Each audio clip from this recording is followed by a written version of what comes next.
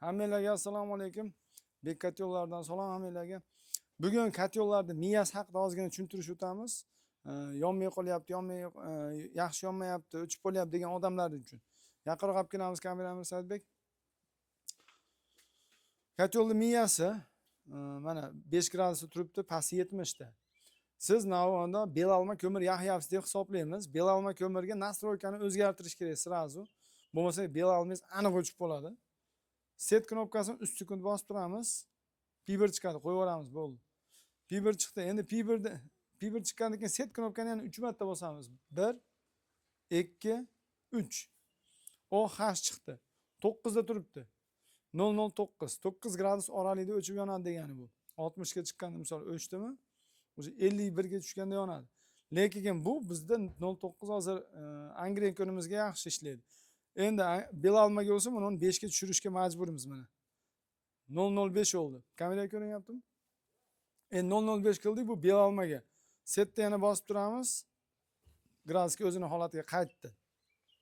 Bu birinchisi. Endi navoda sizda qozoq ko'mir yaxayotgan bo'lishingiz mumkin. Qozoq ko'mir oladigan bo'lsa, setni yana bosib turamiz 3 sekund.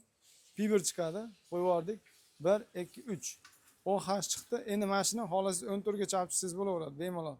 15 gradus oraligida ishlayveradi keyingi katyonimiz. Yana setni 3 sekund bosib tursak, orqaga qaytib ketamiz gradusga. Bo'ldi mana, tayyor bo'ldi.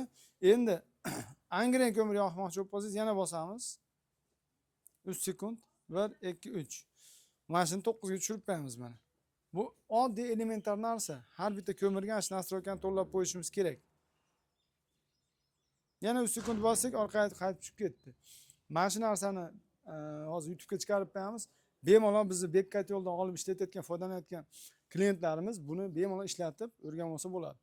Keyin qiynalayotgan odamlar mana o'chib qolyapti, gradusim o'chib qolyapti, tashlab yuboryapti desa, 14 gradusda turibdi, hozir bitta ertalab turibdi, odam telefon qildi-da, menda katyol deyapti, oraliga shu 14 turibdi. Nastroyka endi qozoq, o'tinga bo'laveradi. Lekin belalma yaxyapman deyapti. Belalma o'chib qolyapti deyapti endi. Shuning uchun belalma o'chmay zo'r yonish uchun ashi gradusini oraligini 5 ga qo'yish kerak. Navoda 60 ga chiqarishdim, 55 ga tushganda yonaverish kerak. Keyin ventilyatorda aytib o'taylik, buni ventilyatorda belalmada ham polniy turaversin buni ventilyator. Past qilib qo'ymanglar. Havo bilan zo'r furkab yoqaversin. Bizda endi juda ko'p bunday past qilishib oladi-da. Joyi misol borani 100 kvadrat joyga 120 kvadratlik katyol qo'ydik deylik. Ventilyatorni past qilib qo'ysangiz yaxshi yonmaydi ko'mir. Polniy qilib qo'yasiz, keyin qishda o'zi hammadan to'k pasayadi avtomatik. Buni polniyda turaversin o'rtoqlar. Yaxshi, ayniqsa nijniylarda ham polniyda tursin. Bu o'zi o'chib yonaveradi. Ziyoni yo'q oshichi. Endi verniy galiniya katyollari keladigan bo'lsak, nima bo'ldi? Verniy galiniya katyollarimizda uni 4 ta teshik har doim ochiq qolish kerak tepada. Ko'rinayotgan bo'lsa, keyin ko'mir to'ldirganingiz keyin mana simichka deylik. Simichka bunday areshka emas, endi simichka yoqyapti deylik. Nohotda ko'mirlar to'ldirdingiz, yoqib qo'ydingiz tepasidan. Yoqib qo'yganingizdan keyin xohlasangiz manidan bir qator tagida to'kilgan mayda ko'mirlarni olib yorish kerak. Ikkita Hokan avtosi qo'yadi yonida. Shuni hisobiga yaxshi yonadi keyin. Tozalov обязательно keyin mayerda aytayapti bugun kecha bittasi telefon qilib, bir oyda tozaladim deyapti. Mana mayerlar hozir narikat yo'llarda ko'rsatamiz. To'xta endi. Mana qo'yaylik-da, mana kat yo'llarda ko'rsatsak ham bo'ladi. Motomonga o'tib oling operator.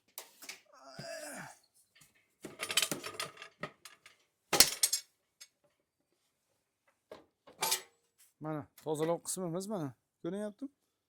Mana shu yerni где-то bir oyda tozaladim. Bir oy emas, bir haftada bir ko'rish kerak bo'lgan joy. Haftada bir marta. Haftada bir marta chiska qilinishi kerak. Shunda katyolimiz toza turadi, tozalash ham oson bo'ladi.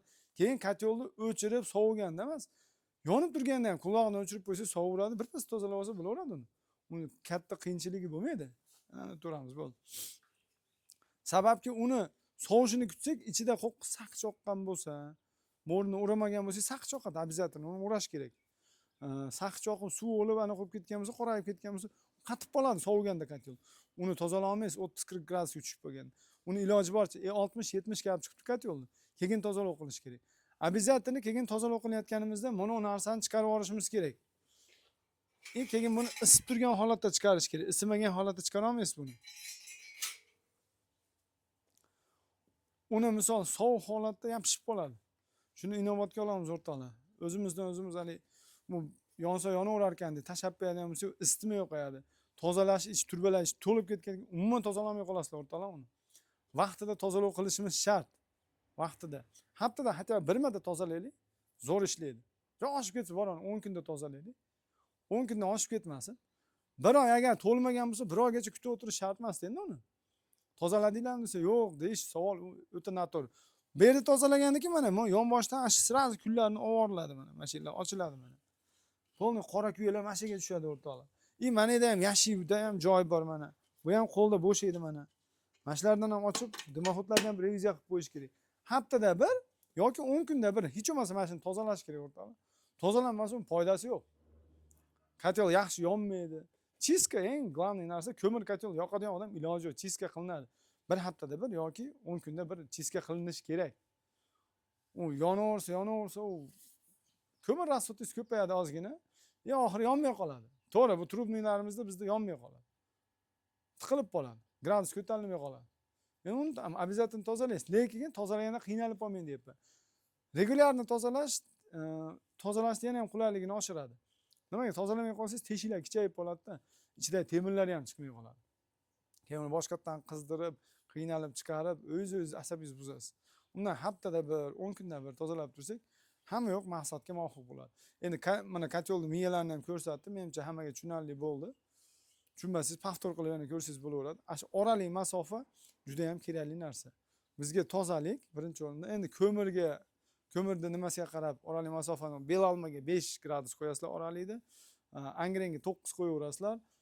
Shibarko'l, o'tinga 14 gradus qo'yaverasizlar oralikda. Tozalov endi haftada bir, 10 kunda bir tushunarli bo'ldi. Mo'rini keyin обязательно dimoxodni mo'risini o'raylik o'rtoqlar. Dimoxodni mo'risini o'ramasak ham bo'lmaydi. Ancha-muncha savollar bo'lsa, yana xudo xolasa gaplashaveramiz. Uylar hamisha issiq bo'lsin. Bekkat yo'llardan hammalarga salom.